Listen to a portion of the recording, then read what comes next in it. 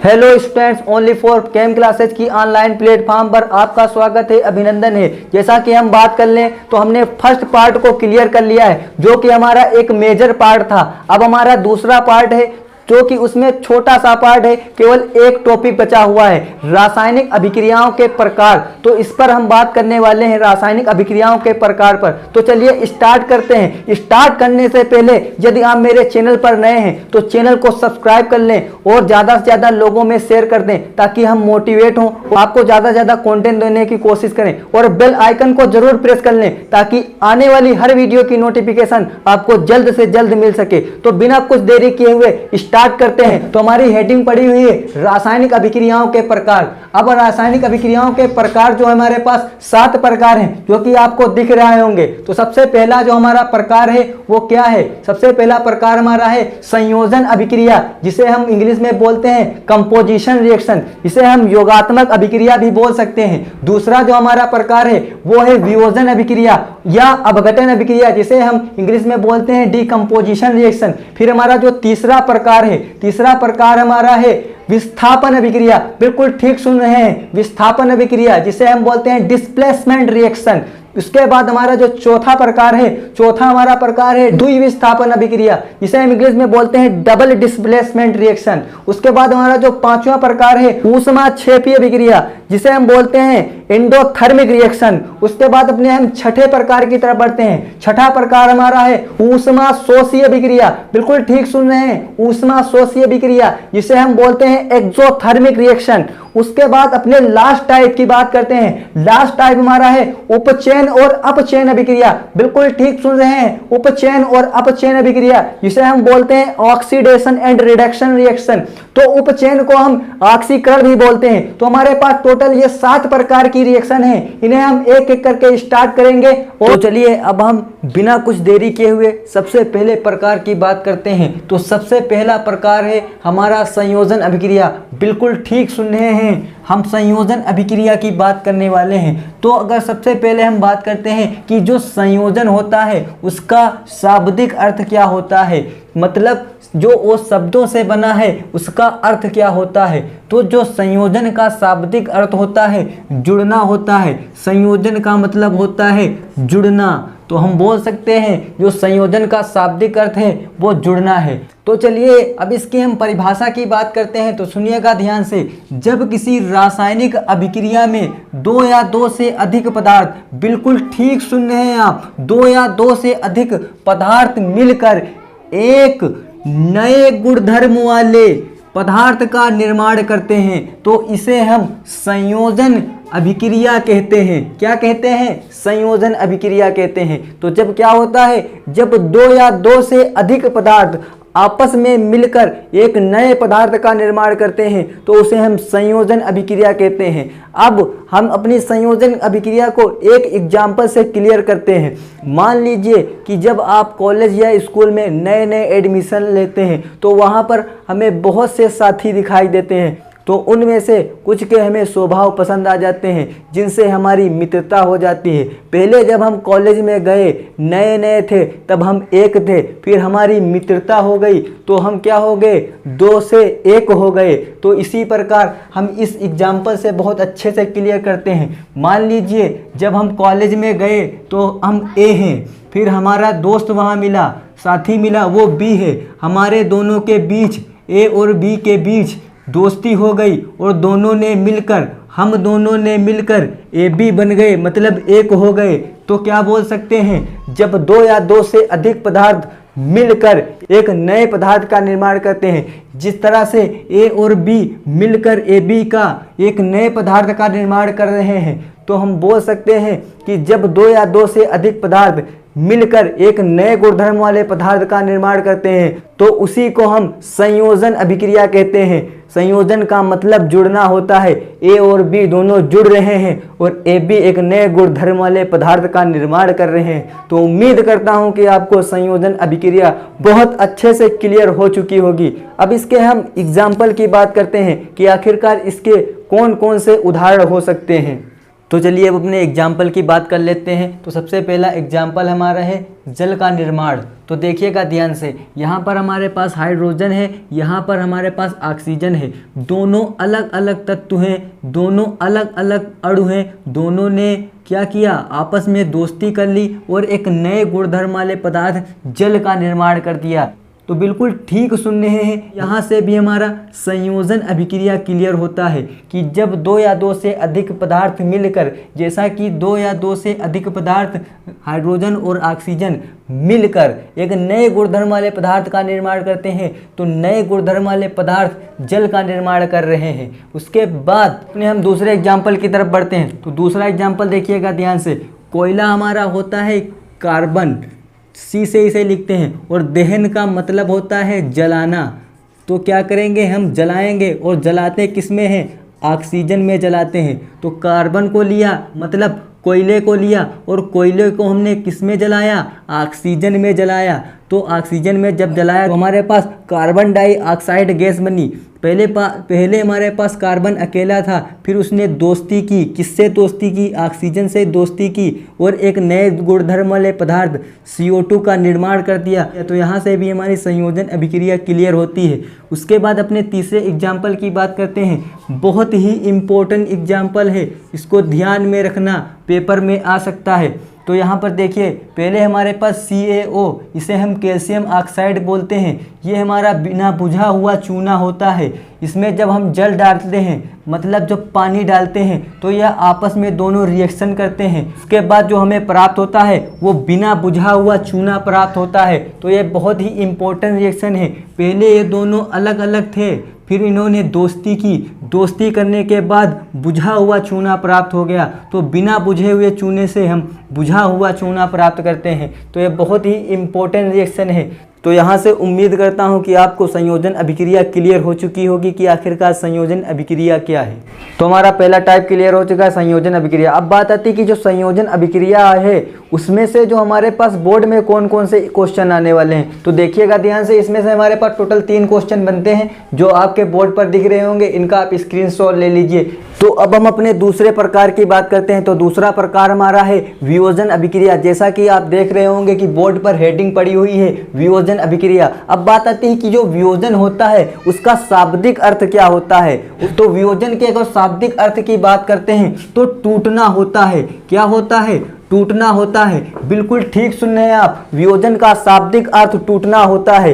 अब हम इसकी डिफिनीशन की बात करते हैं। तो इसकी जो डिफिनीशन है, परिभाषा है, वे रासायनिक अभिक्रियाएं जिनमें एकल अभिकारक टूटकर, बिल्कुल ठीक सुन रहे हैं, एकल अभिकारक टूटकर 2 या 2 से अधिक उत्पादों का निर्माण करता है।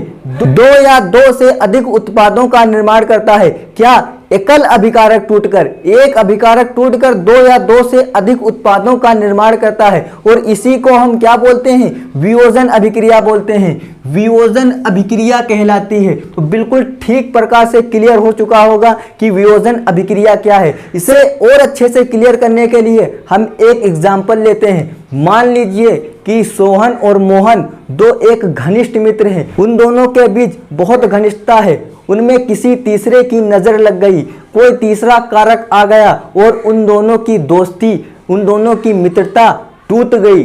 अब कोई तीसरा कारक आ गया। मान लीजिए हमारे पास X और Y, मतलब X हमारा मोहन है और Y हमारा सोहन है।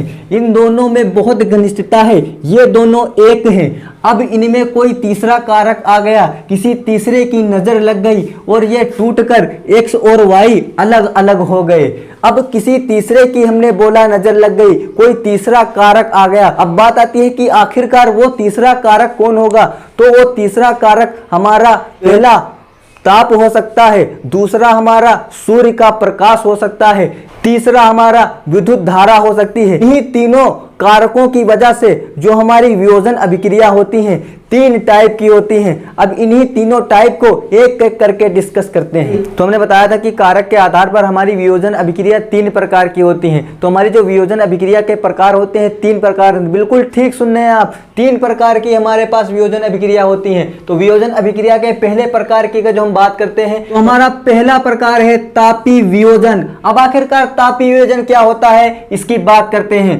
ऊष्मा या ताप में होने वाली अभिक्रिया तापी वियोजन अभिक्रिया कहलाती है। किसमें? ऊष्मा या ताप। ताप बोले तो इसे हम डेल्टा से डिनोट करते हैं, डेल्टा से प्रदर्शित करते हैं। तो ऊष्मा या ताप में होने वाली अभिक्रिया तापी वियोजन अभिक्रिया कहलाती है। अब इसे हम क्या एक एग्जांपल से बहुत अच्छे से क्लियर करते हैं। तो हमारा एग्जांपल है CaCO3 calcium carbonate. Calcium carbonate का जब हमने तापी वियोजन किया मतलब कैल्शियम कार्बोनेट ताप के प्रभाव से, ऊष्मा के प्रभाव से CaO plus CO2 calcium oxide और कार्बन डाइऑक्साइड गैस में विभाजित हो गया।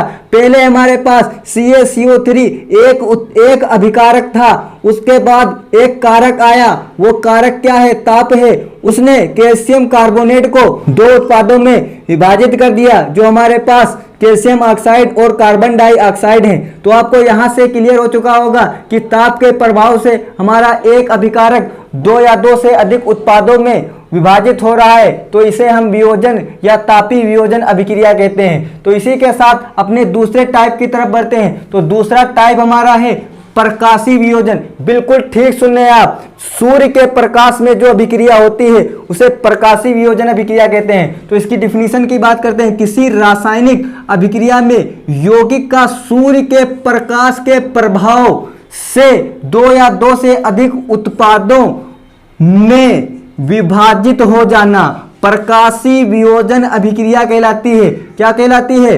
प्रकाशी वियोजन अभिक्रिया कहलाती है, वियोजन अभिक्रिया कहलाती है। अब यहां से हम अपने एग्जाम्पल से इसको बहुत अच्छे से क्लियर करते हैं कि आखिरकार तापी वियोजन अभिक्रिया क्या होती है, सूर्य के प्रकाश में किस तरह से हमारा एक अभिकारक दो या दो से अधिक उत्पादों में किस तरह से टूटता है। तो चलिए एग्जाम्पल की बात करते हैं। यहाँ पर हमने क्या लिया है? AgBr सिल्वर ब्रोमाइड लिया है। सिल्वर ब्रोमाइड को हमारा कारक सूर्य का प्रकाश दो भागों में विभाजित कर रहा है, सिल्वर और ब्रोमीन मतलब Ag और Br2 में डिवाइड कर रहा है। तो यहां से भी हमारा सूर्य के प्रकाश मतलब प्रकाशी वियोजन अभिक्रिया क्लियर होती है। तो अब बात करते हैं जो हमारा AgBr होता है, इसका उपयोग श्यान श्वेत फोटोग्राफी में किया जाता है। किसमें किया जाता है? श्यान श्वेत फोटोग्राफी। बिल्कुल ठीक सुन रहे हैं, ब्लैक एंड व्हाइट फोटोग्राफी में किया जाता है। यहां से हमारा बोर्ड में क्वेश्चन बच सकता है कि बताइए जो प्रकाशी वियोजन अभिक्रिया होती है उसमें जो हमारा AgBr होता है उसका उपयोग किसमें किया जाता है? तो बता देना कि श्यान श्वेत फोटोग्राफी में किया जाता है। इसी के साथ थोड़ा और आगे बढ़ते हैं। तो हमारा अगला जो टाइप है वो है विद्युत वियोजन। बिल्कुल ठीक सुन रहे हैं आप, विद्युत वियोजन मतलब विद्युत धारा में होने वाला वियोजन। किसी यौगिक के विलयन में विद्युत धारा प्रवाहित करने पर वह दो या दो से अधिक उत्पादों में विभाजित हो जाता है। इस अभिक्रिया को विद्युत वियोजन अभिक्रिया कहते हैं। बिल्कुल ठीक सुन रहे हैं, जब हम किसी यौगिक के विलयन में विद्युत धारा प्रवाहित कर देंगे तो या दो से अधिक उत्पादों में विभाजित हो जाएगा और उसी को हम विद्युत वियोजन कहेंगे। तो इसको हम एक एग्जाम्पल से अच्छे से क्लियर करते हैं। तो यहाँ पर हमारे पास जल है, जल में हमने क्या किया? विद्युत वियोजन नहीं है, विद्युत धारा प्रवाहित कर रहे हैं। क्या कर रहे हैं? विद्युत धारा प्रवाहित कर रहे हैं। विद्युत धारा जब प्रवाहित करेंगे तो जल हमारा हाइड्रोजन और ऑक्सीजन में टूट रहा है। तो जल हमारा क्या होता है? लिक्विड होता है, मतलब द्रव होता है। और द्रव में जब हमने विद्युत धारा प्रवाहित किया, विद्युत धारा ने क्या काम किया? विद्युत धारा ने हमें हाइड्रोजन गैस दी। हाइड्रोजन गैस मतलब गैस को हम G से डिनोट करते हैं, और ऑक्सीजन गैस दी और गैस को हम G से डिनोट करते हैं। तो हमारा यहां से पता चला कि जब हम विद्युत धारा प्रवाहित कर रहे हैं तो जल से हमें गैस प्राप्त हो रही है। तो यहां से भी हमारा तीसरा प्रकार क्लियर होता है कि आखिरकार विद्युत वियोजन क्या होता है।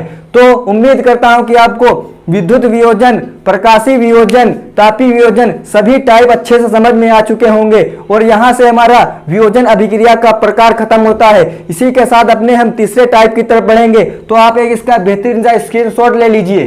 तो हमने अपने 2 टाइप क्लियर कर चुके हैं, अपने हम तीसरे टाइप की बात करते हैं। तो तीसरा जो हमारा टाइप है विस्थापन अभिक्रिया। आखिरकार विस्थापन अभिक्रिया क्या होती है इसकी बात कर लेते हैं। तो चलिए स्टार्ट करते हैं बिना कुछ देरी के। तो हमने डिफिनीशन की बात करते हैं कि आखिरकार जो हमारी विस्थापन अभिक्रिया होती है उसकी डिफिनीशन क्या है, उसकी परिभाषा क्या है। तो सुनिएगा ध्यान से, जब किसी रासायनिक अभिक्रिया में अधिक क्रियाशील धातु, बिल्कुल ठीक सुन रहे हैं, अधिक क्रियाशील धातु कम क्रियाशील धातु को विस्थापित कर देती है। बिल्कुल ठीक प्रकार से सुन रहे हैं, अधिक क्रियाशील धातु कम क्रियाशील धातु को विस्थापित कर देती है। तो जब ऐसा परिवर्तन होता है, ऐसी अभिक्रिया होती है, तो उसे हम क्या कहते हैं, उसे हम विस्थापन अभिक्रिया कहते हैं। तो यहां से हमारी विस्थापन अभिक्रिया क्लियर हुई। अब विस्थापन अभिक्रिया के एग्जाम्पल से और अच्छे से क्लियर करते हैं कि आखिरकार विस्थापन अभिक्रिया क्या है। तो चलिएगा ध्यान से, एग्जाम्पल से बहुत अच्छे से क्लियर करते हैं। बाई चांस हम बात कर लेते हैं, तो जब हम कहीं मेहमानी वगैरह में जाते हैं, तो जब हम वहां पहुंचते हैं, बाई चांस हम हैं और हमारे पापा 2 लोग गए। अब किसी स्थान पर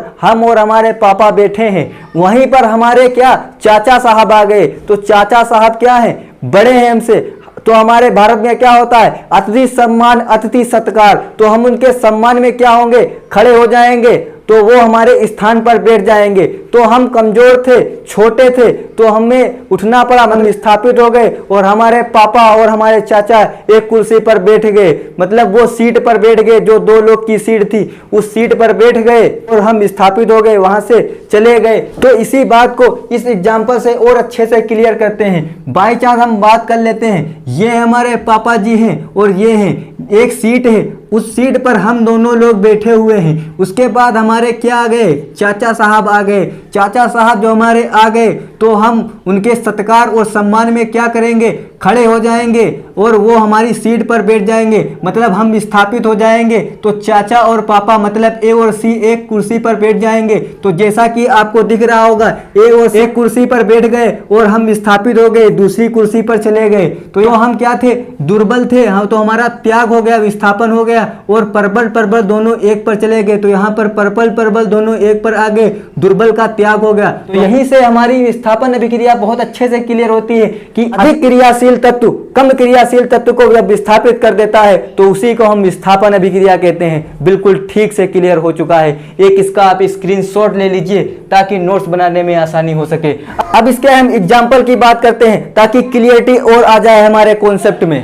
तो अपने पहले एग्जाम्पल की बात करते हैं। तो जैसा कि आपको बोर्ड पर दिख रहा होगा, एक हमारे पास शंक्वाकार फ्लास्क है, उसमें हमारे पास सल्फ्यूरिक एसिड, बिल्कुल ठीक सुन रहे हैं आप, सल्फ्यूरिक अम्ल अम्लों का राजा होता है। उसमें हमारे पास क्या पड़ा हुआ है, जिंक पड़ा हुआ है, जिसे हम जस्ता बोलते हैं। और उसमें हमारे पास एक कार्क लगी हुई है। कार्क में हमारे पास क्या है, एक छड़ लगी हुई है। किसकी छड़ है, कांच की छड़ है। और उस कांच की छड़ से आपको हाइड्रोजन गैस निकलती हुई दिख रही होगी।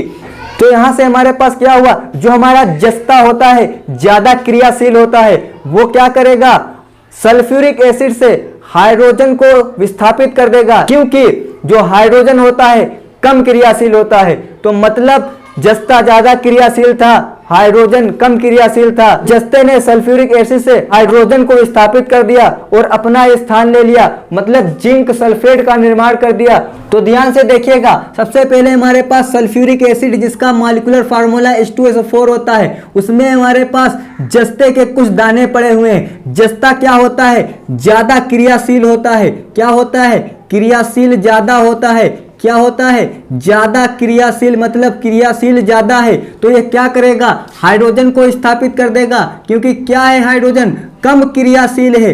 क्या है, कम क्रियाशील। तो क्या करेगा जस्ता, तो जस्ता क्या करेगा, जस्ता करेगा विस्थापन। किसका विस्थापन करेगा, हाइड्रोजन का विस्थापन करेगा। तो जब जस्ता हाइड्रोजन का विस्थापन कर देगा, तो हमें क्या प्राप्त हो जाएगा, जिंक सल्फेट प्राप्त हो जाएगा। क्योंकि जस्ते ने इसको विस्थापित कर दिया और खुद इसका स्थान ले लिया। तो जब खुद इसका स्थान ले लिया तो यहाँ पर बन गया जिंक सल्फेट ZnSO4 और हाइड्रोजन को विस्थापित कर दिया, और हाइड्रोजन जो कि आपको गैस की फॉर्म में निकलती दिखाई दे रही होगी। तो यहाँ से हमारा पहला उदाहरण कंप्लीट हुआ। दूसरे उदाहरण की तरफ बढ़ते हैं। तो दूसरा भी आपको क्रियाकलाप दिख रहा होगा, प्रैक्टिकल दिख रहा होगा। दूसरे क्रियाकलाप में हमारे पास कॉपर सल्फेट का विलयन है। कॉपर सल्फेट का मॉलिक्यूलर फार्मूला CuSO4 होता है और उसमें क्या पड़ी हुई है, लोहे की कील पड़ी हुई है। तो लोहे की कील को हम लोहे को आयरन बोलते हैं, उसका सिंबल Fe होता है।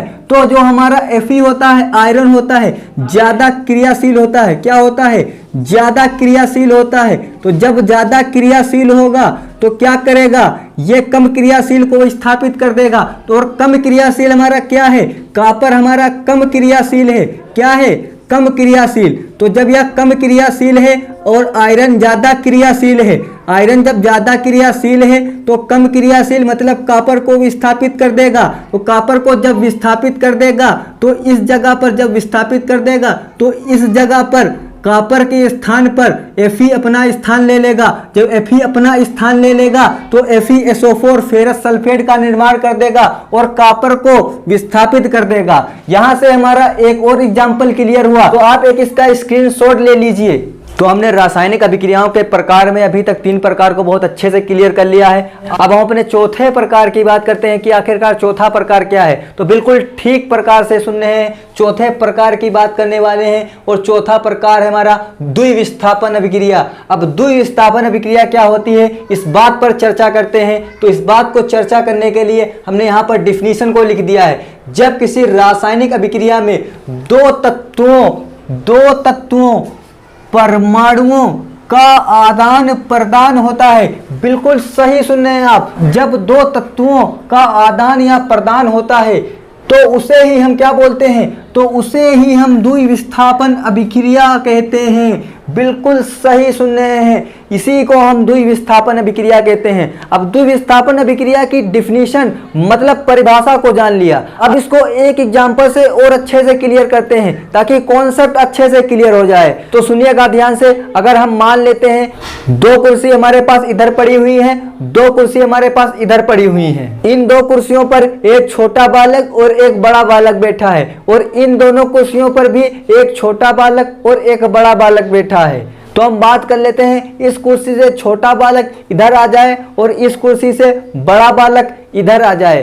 तो हम क्या देखेंगे कि इस कुर्सी पर भी हमारे पास जो बालक बैठे होंगे दोनों बड़े बालक हो जाएंगे, और इस कुर्सी पर अगर हम बात करेंगे तो इस कुर्सी पर हमारे दोनों छोटे बालक हो जाएंगे। इस बालक वाले एग्जाम्पल को और अच्छे से क्लियर करते हैं इस एग्जाम्पल से। तो मान लीजिए हमारे पास कुर्सी थी और उस पर एक छोटा बालक और एक बड़ा बालक बैठा था। फिर हमारे पास उधर भी 2 कुर्सी थी, उन कुर्सी पर एक छोटा बालक और एक बड़ा बालक बैठा था। तो हमने क्या बोला, इधर से एक बड़ा बालक आ जाए, इधर चला जाए, और इधर से छोटा बालक इधर आ जाए। मतलब इस बड़े बालक ने इस छोटे बालक को विस्थापित कर दिया। तो जब इस छोटे बालक को, तो जब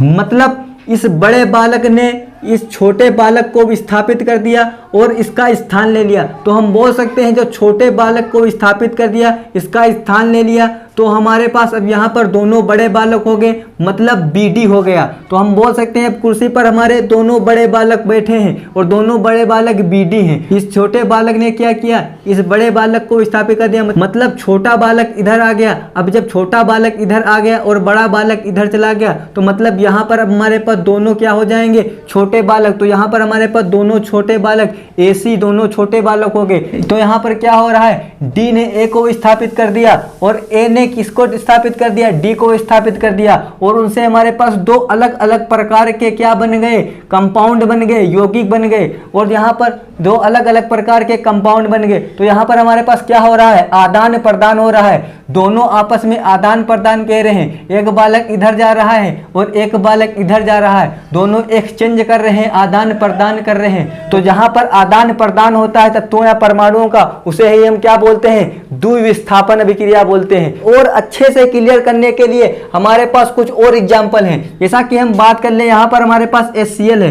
तो मान लेते हैं H हमारा क्या है, A है, Cl हमारा B है, यहाँ पर NaOH है, Na हमारा C है और OH हमारा क्या है, D है। अब क्या होगा, यहाँ पर देखिए हमारे पास बना NaCl, मतलब Na ने क्या किया, H को स्थापित कर दिया, मतलब C ने A को स्थापित कर दिया और D ने किसको स्थापित कर दिया, D ने B को स्थापित कर दिया। तो हमारे पास क्या बन गया, H2O बन गया। तो यहाँ से भी हमारे पास कॉन्सेप्ट क्लियर होता है कि इन दोनों ने आपस में आदान प्रदान कर लिया, जिनसे हमारे पास दो नए यौगिक का फॉर्मेशन हो गया। तो इस अभिक्रिया को हम क्या बोलेंगे, द्विस्थापन अभिक्रिया बोलेंगे। तो यहाँ से हमारा एक पॉइंट क्लियर हुआ, क्या है हमारी, कि ये हमारी द्विविस्थापन अभिक्रिया है। क्या है, द्विविस्थापन अभिक्रिया है, द्विविस्थापन अभिक्रिया है। यहाँ पर देखिए जो HCl होता है हमारे पास एसिड होता है और NaOH हमारा क्या होता है, बेस होता है। और जब अम्ल और क्षार की क्रिया होती है तो हमारे पास लवण का फॉर्मेशन होता है, लवण बनता है, साल्ट बनता है। तो जब साल्ट बनता है तो उस अभिक्रिया को हम उदासीनीकरण अभिक्रिया बोलते हैं। तो हम बोल सकते हैं कि यह हमारी क्या है, उदासीनीकरण अभिक्रिया है, उदासीनीकरण अभिक्रिया है। तो यहाँ पर हमारे एक तीर से दो निशाने हो गए कि यह हमारी द्विविस्थापन अभिक्रिया है और हमारी यह उदासीनीकरण अभिक्रिया भी है। उसके बाद अगर जो हम एक तीर और मारे तो एक तीर और लग सकता है कि जब हमारे पास साल्ट का फॉर्मेशन होता है तो वहां पर हमारे पास ऊष्मा निकलती है। तो हम बोल सकते हैं यह एक हमारी ऊष्माक्षेपी अभिक्रिया है। क्या है, यह हमारी ऊष्माक्षेपी अभिक्रिया भी है। तो हमने क्या किया, एक तीर से तीन निशाने लगा दिए। तीन निशाने कैसे, एक तो यह द्विविस्थापन अभिक्रिया है, दूसरे या उदासीनीकरण अभिक्रिया है, तीसरे या ऊष्माक्षेपी अभिक्रिया है। उसके बाद थोड़ा सा और आगे बढ़ते हैं, अपने अगले एग्जाम्पल की बात करते हैं। तो एग्जाम्पल नंबर 2 को डिस्कस करते हैं। तो यहाँ पर हमारे पास Na2SO4 है, यहाँ पर हमारे पास BaCl2 है। BaCl2 में क्या किया, Ba ने Na को विस्थापित कर दिया और BaSO4 का फॉर्मेशन कर लिया। तो Cl2 ने क्या किया, Cl2 ने SO4 को विस्थापित कर दिया और क्या बना लिया, 2NaCl बना लिया। मतलब यहाँ पर भी तत्वों का, परमाणुओं का आदान प्रदान हो रहा है, जिनसे हमारे पास दो नए प्रकार के यौगिक बनने हैं। तो यहाँ भी हमारे पास द्विस्थापन अभिक्रिया है। तो जो हमारे पास BaSO4 है, यह क्या होता है, पानी में अविलेय होता है। पानी की बात कर लें, कोई भी द्रव में यह घुल नहीं सकता, मतलब अविलेय होता है। तो जो अविलेय होता है उसे हम बोलते हैं अवक्षेप। क्या बोलते हैं, अवक्षेप बोलते हैं। तो हमारा यह क्या है, अवक्षेप है। तो यहाँ से एक पॉइंट और क्लियर हो रहा है कि हमारे पास द्विविस्थापन अभिक्रिया हो रही और अवक्षेप बन रहा है। अब यहाँ से जब अवक्षेप बनना है, मतलब द्विविस्थापन अभिक्रिया एक हमारी अवक्षेपण अभिक्रिया है। अब बात आती है कि आखिरकार अवक्षेपण अभिक्रिया क्या होती है। तो हम बोल सकते हैं जो हमारे पास द्विविस्थापन अभिक्रिया है वह एक अवक्षेपण अभिक्रिया है। तो हम बोल सकते हैं जब किसी रासायनिक अभिक्रिया में दो या दो से अधिक तत्वों या परमाणुओं आपस में आदान प्रदान करते हैं और अवक्षेप का निर्माण करते हैं, तो उसे हम अवक्षेपण अभिक्रिया कहते हैं। तो जो हमारा अवक्षेपण है, अवक्षेपण की जो परिभाषा थी वो यहाँ से क्लियर हो चुकी कि आखिरकार अवक्षेपण क्या होता है। तो आप एक इसका बेहतरीन सा स्क्रीनशॉट ले लीजिए, बोर्ड में कौन कौन से क्वेश्चन आने वाले हैं। तो देखिएगा ध्यान से, इसमें से हमारे पास टोटल 3 क्वेश्चन बनते हैं जो आपके बोर्ड पर दिख रहे होंगे, इनका आप स्क्रीनशॉट ले लीजिए। तो चलिए अब हमने 4 प्रकार देख लिए हैं, अपने हम अगले प्रकार की बात करते हैं। हमारा अगला प्रकार क्या है, हमारा अगला प्रकार है ऊष्माक्षेपी अभिक्रिया। बिल्कुल ठीक सुन रहे हैं, ऊष्माक्षेपीय अभिक्रिया की बात करने वाले हैं। तो ऊष्माक्षेपीय अभिक्रिया क्या है, वह रासायनिक अभिक्रिया जिसमें ऊष्मा का उत्सर्जन होता है। बिल्कुल ठीक सुन रहे हैं, ऊष्मा का उत्सर्जन होता है। ऊष्मा का उत्सर्जन मतलब बोले ऊष्मा निकलती है, मतलब ऊष्मा का निकलना। क्या, ऊष्मा का निकलना। जिसमें ऊष्मा निकलती है, जिस रासायनिक अभिक्रिया में ऊष्मा निकलती है उसे ऊष्माक्षेपी अभिक्रिया कहते हैं। बिल्कुल ठीक सुन रहे हैं, वह रासायनिक अभिक्रिया जिसमें ऊष्मा का उत्सर्जन होता है या ऊष्मा का निकलना होता है या ऊष्मा निकलती है, तो उसे हम ऊष्माक्षेपी अभिक्रिया बोलते हैं। अब इसको हम एग्जाम्पल से बहुत अच्छे से क्लियर करते हैं। हम सबसे पहले अपने डेली लाइफ वाला एग्जाम्पल लेते हैं, जिसे आप घर में भी कर सकते हैं। कैसे करें तो सुनिएगा ध्यान से। आप जल ले लीजिए, जल में क्या डालिए, वॉशिंग सोडा डालिए, वॉशिंग पाउडर डालिए। ठीक है, जब हम वॉशिंग पाउडर डालेंगे, जब उसको हिला दें तो हमारे पास रिएक्शन हो जाएगी। हिलाने के बाद जो हमारा विलेन होगा उसको आप चेक करें, तो आप चेक करेंगे तो वो गरम गरम महसूस होगा। गरम गरम महसूस होगा मतलब उसमें ऊष्मा बन नहीं, कुछ देर के बाद जब आप उसे फिर चेक करेंगे तो देखेंगे कि जो विलेन था वो ठंडा पड़ गया, मतलब उसमें से ऊष्मा उत्सर्जित हो गई और ऊष्मा निकल गई। और उसी को हम क्या बोलते हैं, जिसमें ऊष्मा का उत्सर्जन होता है, ऊष्मा का निकलना होता है, उसे हम ऊष्माक्षेपी अभिक्रिया बोलते हैं। तो हमारा इस एग्जाम्पल से सिद्ध हुआ कि ऊष्माक्षेपी अभिक्रिया क्या होती है। तो हमने जैसा कि लिख रखा है, जल डालिए, जल में वॉशिंग सोडा या बोले तो वॉशिंग पाउडर डालिए। जब आप वॉशिंग पाउडर या वॉशिंग सोडा डालेंगे तो विलेन बन जाएगा। तो जब आप विलेन को चेक करेंगे तो विलेन क्या हो जाएगा, गरम गरम महसूस होगा। उसके बाद थोड़ी देर बाद आप जब चेक करेंगे तो उसमें जो पानी होगा वो ठंडा हो जाएगा, मतलब उसमें से हीट निकल गई, मतलब ऊष्मा निकल गई। और जब ऊष्मा निकलती है उसी को हम ऊष्माक्षेपी अभिक्रिया बोलते हैं। अपने दूसरे एग्जाम्पल की तरफ बढ़ते हैं। हमारे पास बिना बुझा हुआ चूना है। बिना बुझा हुआ चूना जब आप बाजार से लाएंगे उसमें क्या करें, आप पानी डाल दें तो देखते हैं क्या, उसमें आपस में रिएक्शन होने लगती है। कुछ देर के बाद चूना बुझ जाता है तो उसमें किसे क्या, ऊष्मा निकल रही होती है। तो हम बोल सकते हैं कि यह भी हमारी ऊष्माक्षेपी अभिक्रिया है। और जो बुझा चूना होता है इसका उपयोग जो है हम सफेदी के लिए करते हैं। किसमें करते हैं, सफेदी में करते हैं।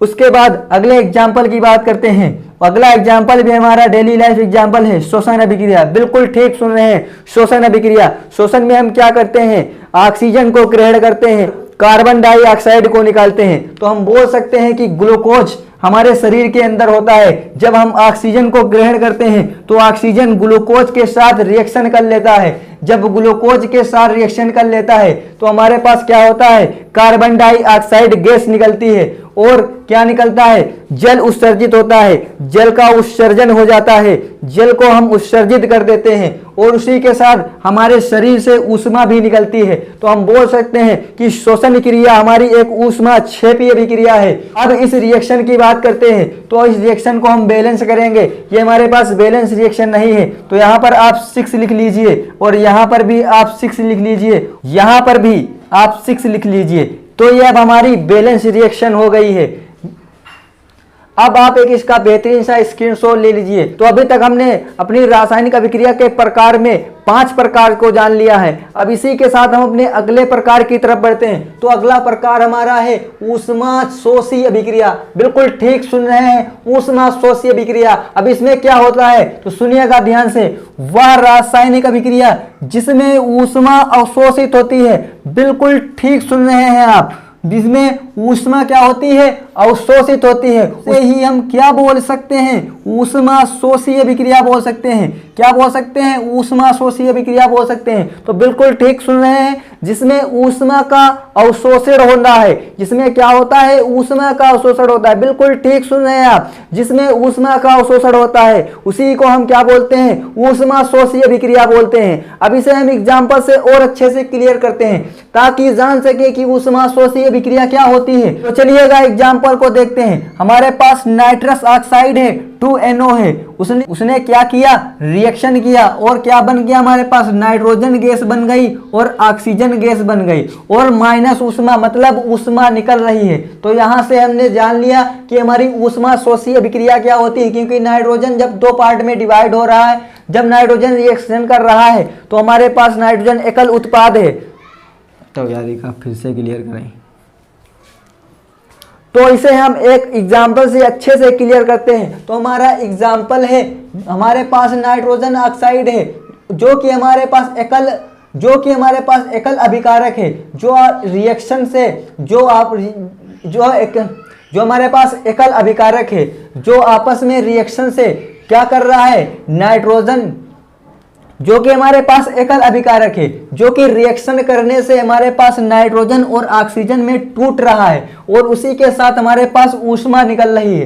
तो ऊष्मा का निकलना क्या होता है, ऊष्माशोषी अभिक्रिया होती है। तो हम बोल सकते हैं कि हमारी यहाँ से ऊष्माशोषी अभिक्रिया क्लियर होती है। तो अभी तक हमने अपनी रासायनिक अभिक्रिया के प्रकार में 6 प्रकार को बहुत अच्छे से क्लियर कर लिया है। इसी के साथ अपने 7वें प्रकार की तरफ बढ़ते हैं। यही हमारा लास्ट प्रकार है। तो हमारा लास्ट प्रकार है उपचयन और अपचयन अभिक्रिया। आखिरकार उपचयन और अपचयन अभिक्रिया क्या है, तो उपचयन को हम क्या बोलते हैं, तो उपचयन को हम ऑक्सीकरण भी बोलते हैं। क्या बोलते हैं? ऑक्सीकरण भी बोलते हैं। इंग्लिश में बोलें तो ऑक्सीडेशन बोलते हैं और अपचयन को इंग्लिश में रिडक्शन बोलते हैं। तो सबसे पहले हम अपने ऑक्सीकरण और अपचयन को डिस्कस करते हैं। अब यहाँ से जो सवाल उठता है, यही सवाल उठता है कि आखिरकार ऑक्सीकरण और अपचयन में अंतर क्या है। तो एक एक करके दोनों की बात करते हैं। ऑक्सीकरण की पहले बात करेंगे, फिर अपचयन की बात करेंगे। तो सबसे पहले ऑक्सीकरण को डिस्कस करते हैं, मतलब उपचयन को डिस्कस करते हैं। तो सुनिएगा ध्यान से, वह रासायनिक अभिक्रिया जिनमें ऑक्सीजन का संयोग होता है, बिल्कुल ठीक, जिनमें ऑक्सीजन का संयोग होता है और हाइड्रोजन का वियोग होता है, बिल्कुल ठीक सुन रहे हैं आप, जिसमें ऑक्सीजन का संयोग होता है और हाइड्रोजन का वियोग होता है, उसे उपचयन या ऑक्सीकरण अभिक्रिया कहते हैं। तो यहां से क्लियर हुआ कि उपचयन अभिक्रिया की परिभाषा क्या होती है। अब इसे हम एग्जाम्पल से और अच्छे से क्लियर करेंगे, जिसमें क्या हो रहा है, ऑक्सीजन का योग हो रहा है और हाइड्रोजन का वियोग हो रहा है, उसे हम क्या बोल रहे हैं, उपचयन अभिक्रिया बोल रहे हैं। अब इसे हम और अच्छे से क्लियर करते हैं। तो हमने क्या बोला, हमारे पास एक ऑक्सीजन है, दूसरा हमारे पास हाइड्रोजन है।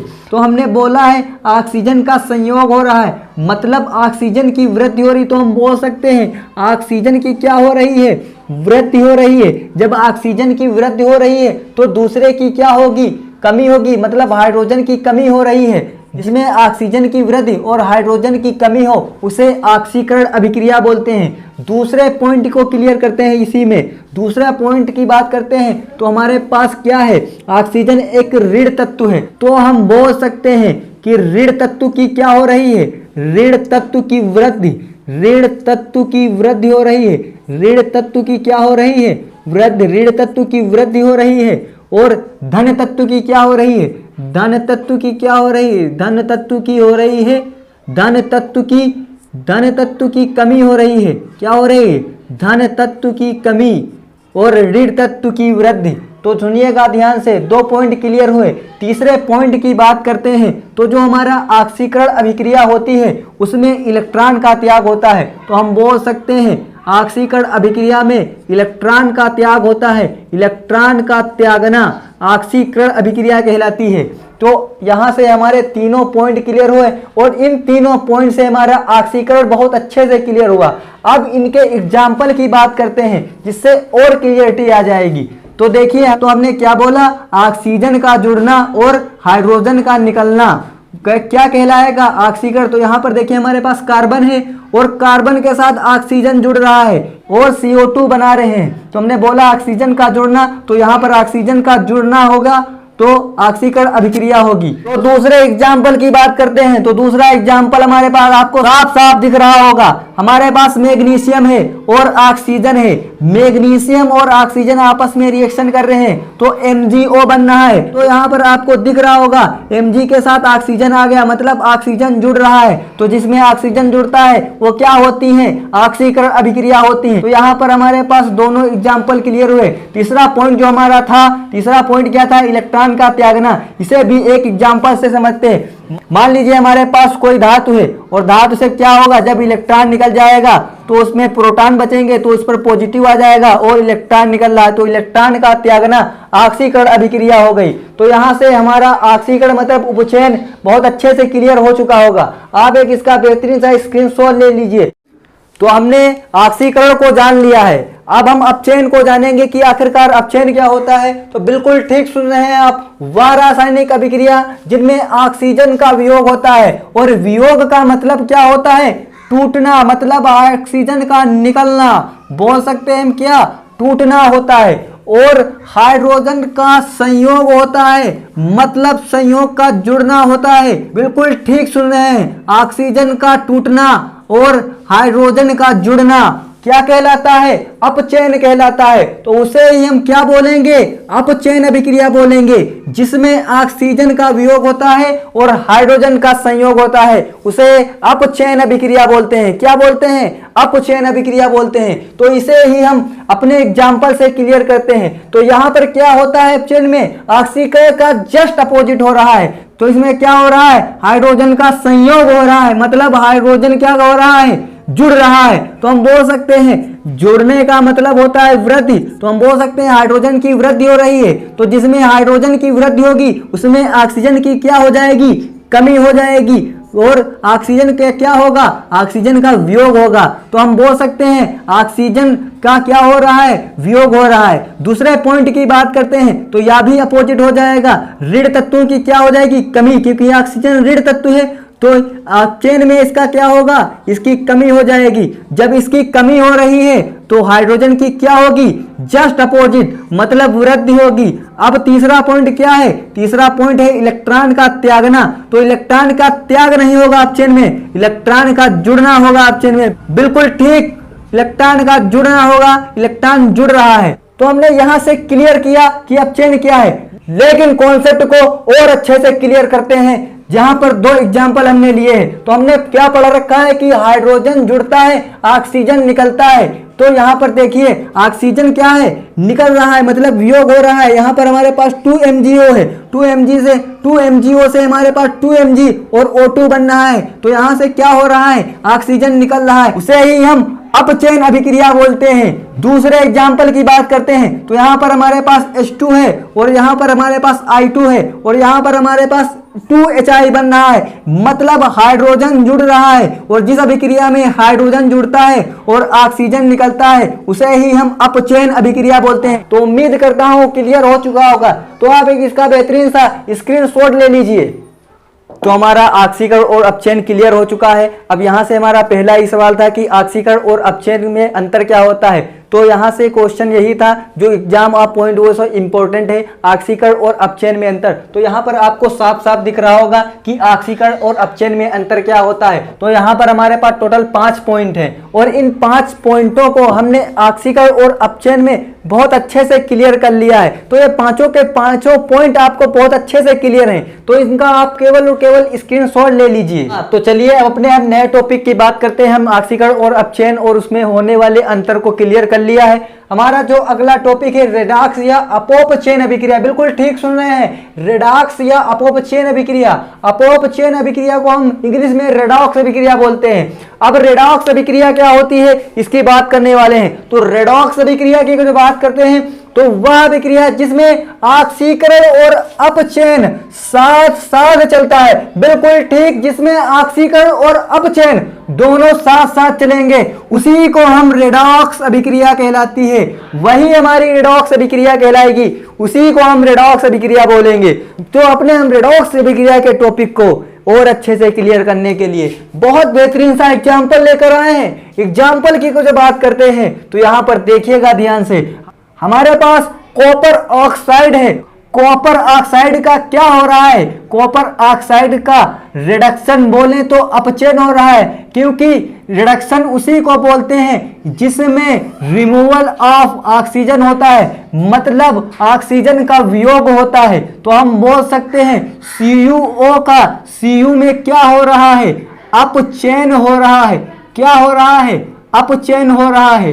क्या हो रहा है, अपचयन हो रहा है। उसके बाद अगर जो हम बात करते हैं तो हमारे पास H2 है। H2 का क्या हो रहा है, H2 का ऑक्सीकरण हो रहा है।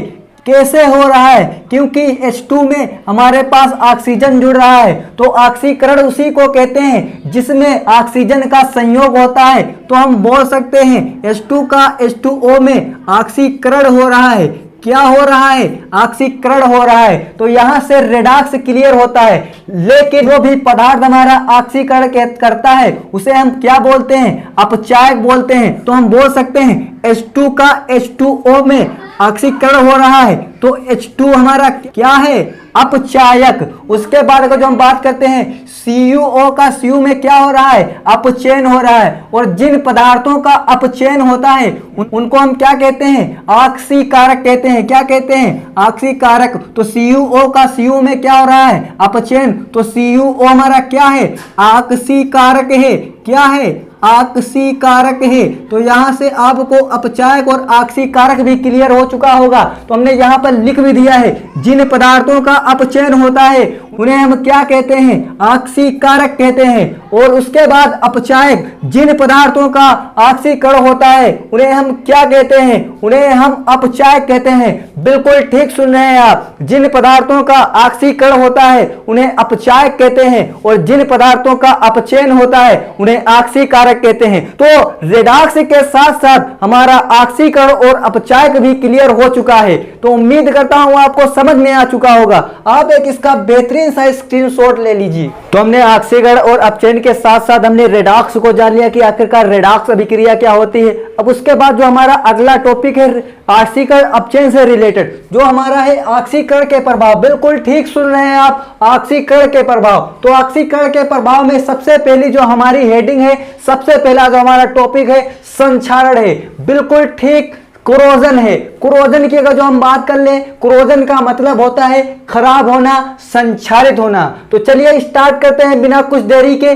जब कोई धातु वायुमंडल में उपस्थित नमी, आर्द्रता, शुष्कता या जलवायु में परिवर्तन या विभिन्न गैसों से अभिक्रिया करके संक्षारित हो जाती है, मतलब खराब हो जाती है, तो इस प्रक्रिया को संक्षारण कहते हैं। बिल्कुल ठीक सुन रहे हैं, इस प्रक्रिया को ही हम संक्षारण कहते हैं।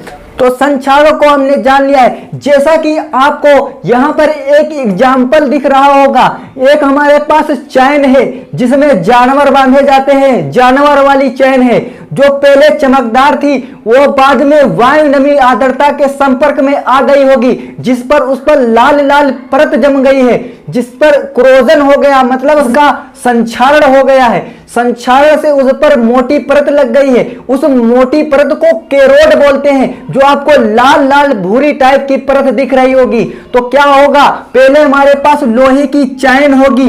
लोहे की चैन की अगर जो हम बात करते हैं, लोहे का जो सिंबल होता है, प्रतीक होता है, वो Fe होता है।